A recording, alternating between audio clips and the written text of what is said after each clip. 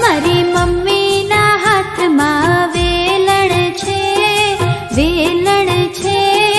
ઘરના સઘળા ચેતી જાજો.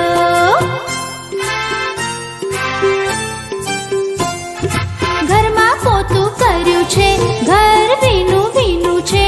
ઓ પપ્પા આવતા નહીં, ભાઈ પગલા પડતો નહીં. કેમ કેમ કેમ? મમ્મીના હાથમાં વેલણ છે, મારી મમ્મી